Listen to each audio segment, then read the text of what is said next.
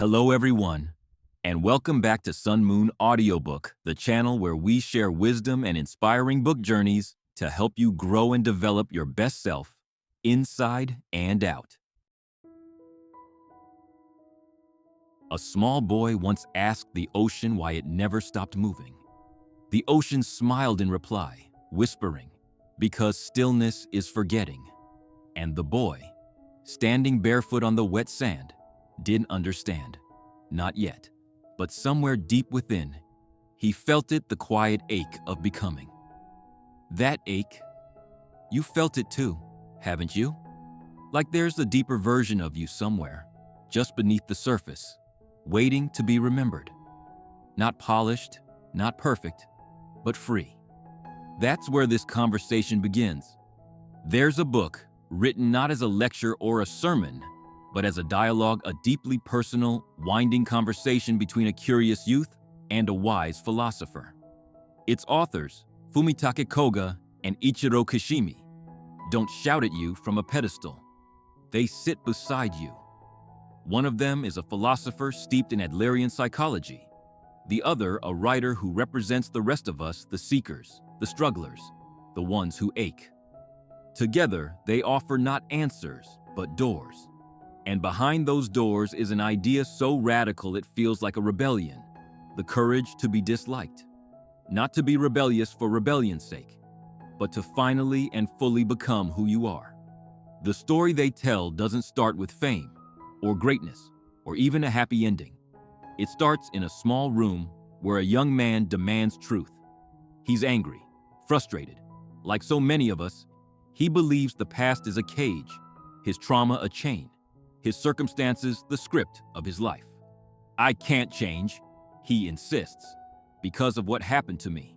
And with the tenderness of someone who has seen suffering before, the philosopher answers with something almost unthinkable. You can. Not because the past didn't happen, but because it doesn't determine you. It sounds impossible at first, even insulting. How can pain not matter? How can trauma be irrelevant? But that's not what the philosopher says. He never denies the hurt. He simply reminds us of something sacred. Meaning is not given. It is chosen. You are not the sum of what happened to you. You are the story you choose to tell about it.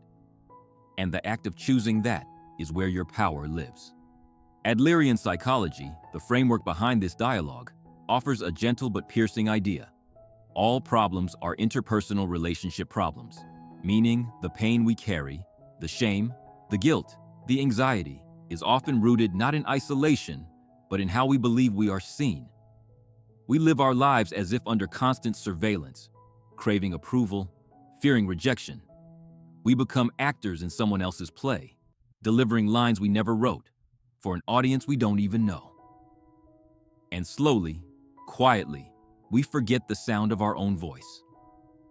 You, who are listening right now, may have felt this. The tension in your chest when you say yes, even though everything inside screams no. The anxiety before a social gathering, not because you don't want to connect, but because you're afraid you won't perform well enough. The moments you scroll, compare, shrink.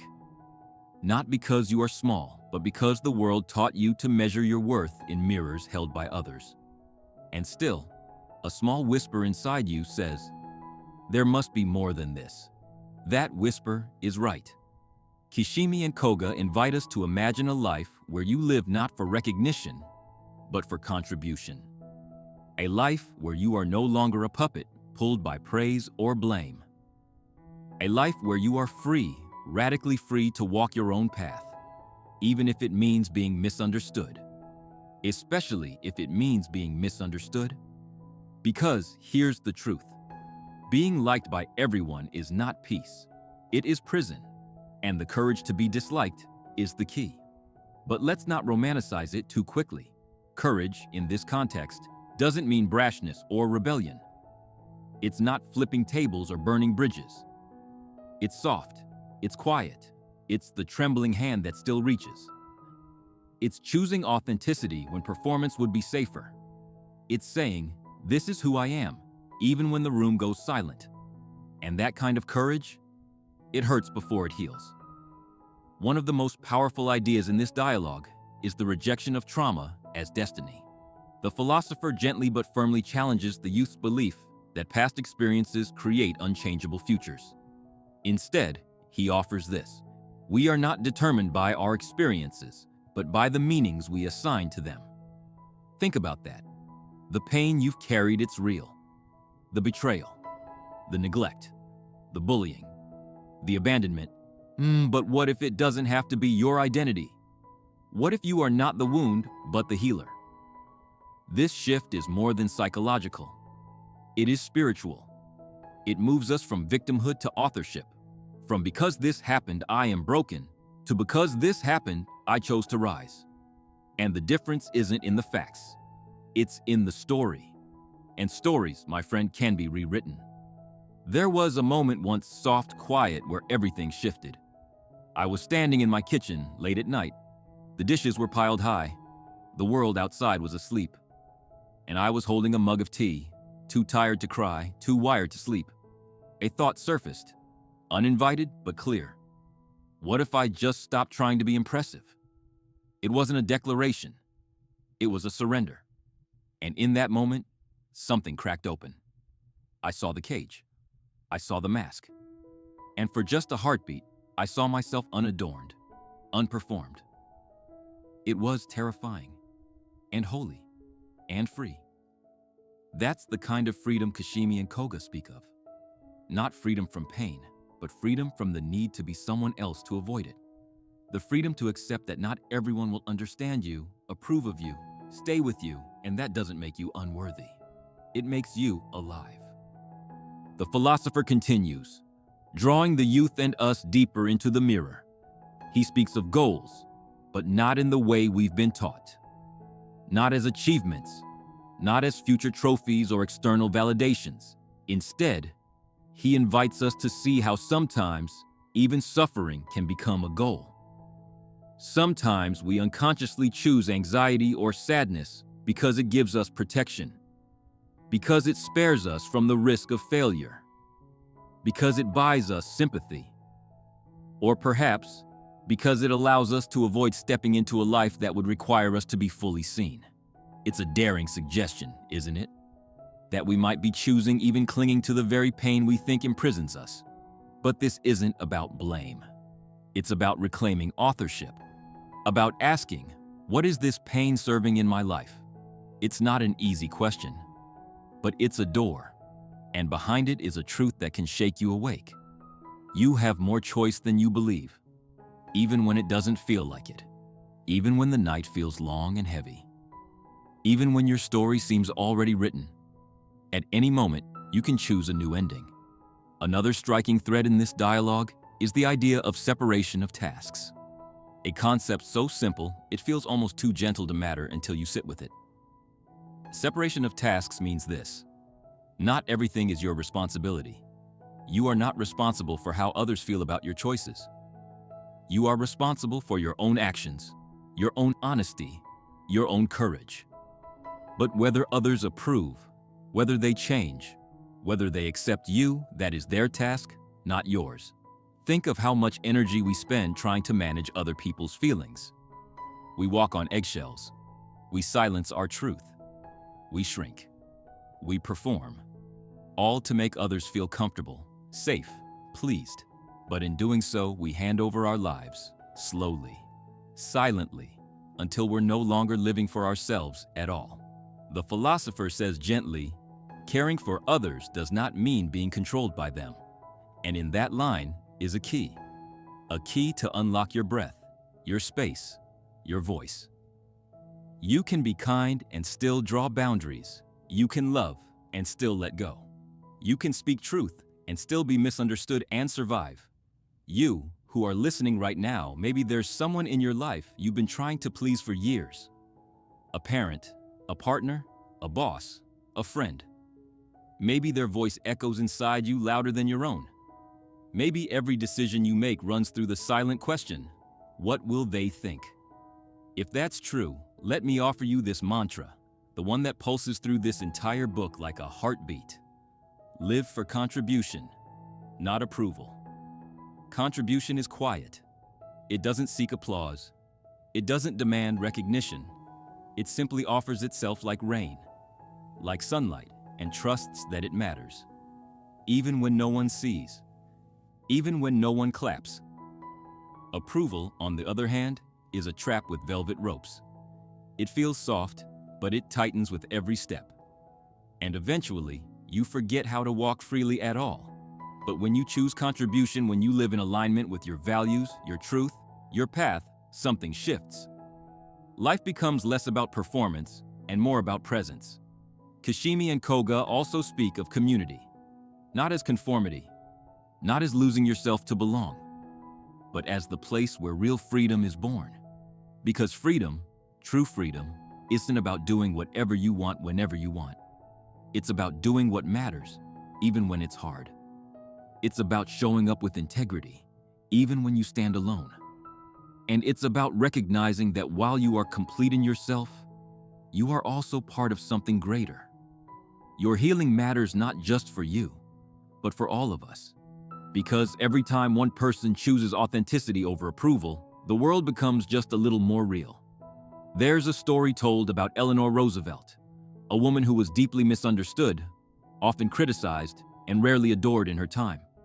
But she lived by a truth that outlasted opinion. No one can make you feel inferior without your consent. She understood what the philosopher tries to teach the youth, that self-worth is not given. It is claimed, built, reclaimed again and again. And when you stop outsourcing your value, when you stop waiting for someone else to name you enough, you finally start living. Midway through the conversation, the youth reaches a breaking point. He doesn't want to hear anymore. The ideas challenge everything he believes. They unsettle him. They expose his excuses. They strip away the comfortable armor of victimhood.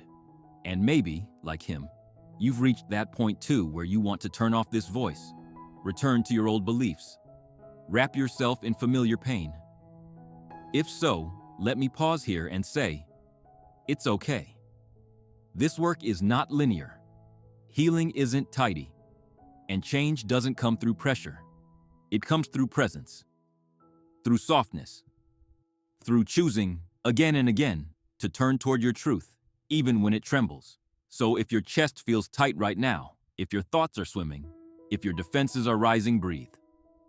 That's just your old story, afraid of being rewritten. And it's okay to feel that fear. Just don't let it drive. As the dialogue deepens, the philosopher speaks of happiness not as a peak to climb, but as something already within reach. He offers a perspective that feels both radical and tender. Happiness is the feeling of contribution, not grand success, not perfection, but the quiet knowing that your existence has meaning, that your presence offers something however small to the world around you, that you matter, not because of what you do, but because of who you choose to be. He tells the youth, and through him, tells us, the greatest mistake we make is believing we must become someone special to be happy. That unless we rise above, stand out, impress, win, we are not enough. This is the poison of comparison, the lie of exceptionalism, the cruel pressure to always be more than we are. But what if happiness doesn't require specialness? What if it simply requires sincerity, to live each moment with care, to meet each person with presence, to offer your life as it is, not as a performance, but as a gift? Imagine that. Imagine waking each day not asking, how do I prove myself? But instead, how can I contribute? Not, am I impressive enough? But, am I aligned with what I value? That small shift changes everything. It frees you from the weight of needing to be the best and invites you to simply be true. This is not mediocrity. It's not settling. It's sovereignty. It's to the end of living for the gaze of others and the beginning of living in the light of your own integrity. You may think of someone like Nelson Mandela, the political prisoner who spent 27 years behind bars, endured the crushing weight of injustice, and yet emerged not with bitterness, but with grace. He held on to a truth that mirrored what Kishimi and Koga would later express. That meaning is not handed to us by fate, it is something we choose, especially when everything else has been taken. Mandela found his meaning in reconciliation, in service, in building bridges across broken ground.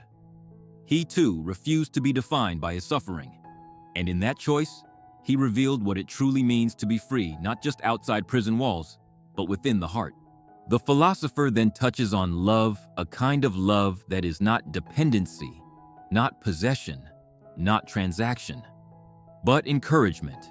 True love, he says, is when two people walk side by side, supporting each other's growth, without trying to own or change one another.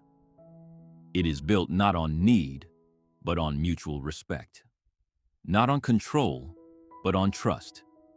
And when love is rooted in contribution rather than validation, it becomes a space where both people can be fully themselves. Imagine that kind of relationship where you don't have to shrink, or explain, or perform, where your freedom is not a threat, but a celebration, where growth is not feared, but welcomed.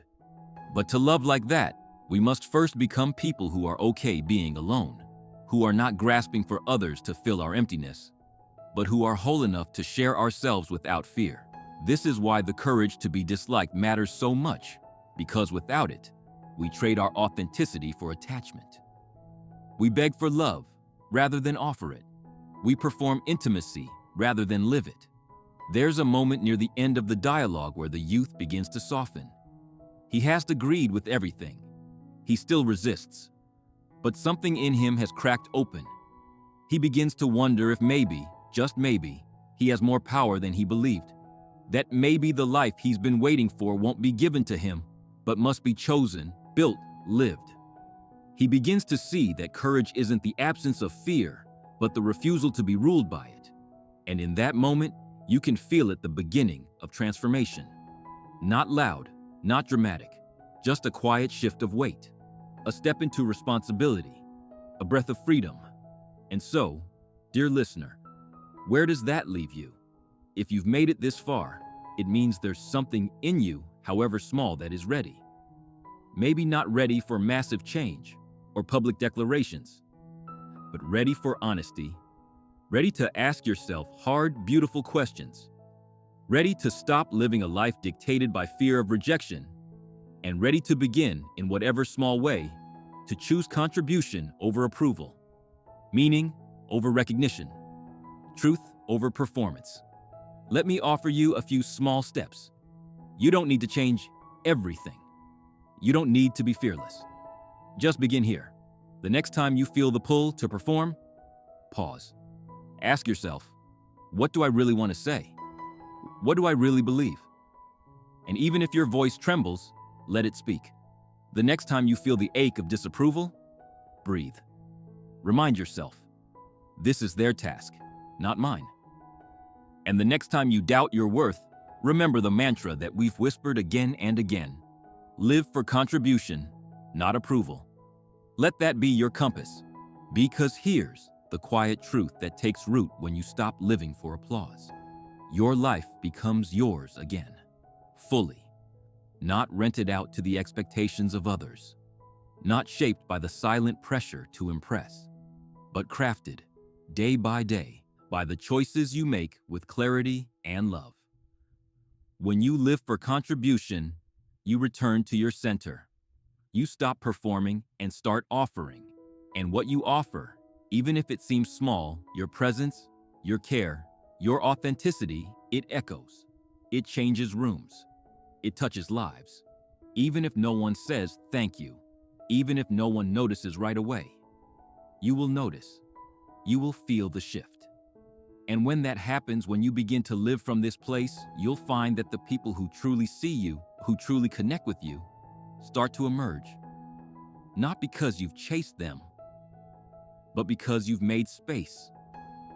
You've stopped pretending. You've stopped hiding. And suddenly, without effort, the masks fall away. Real connection doesn't come from impressing people. It comes from being brave enough to be seen. That is the soil where intimacy grows. That is the path to love, not just romantic love, but all forms of it. Love rooted in truth, not illusion. And in that love, you find belonging. Not the kind of belonging that asks you to fit in, but the kind that celebrates your difference, that holds space for your truth, that honors your boundaries.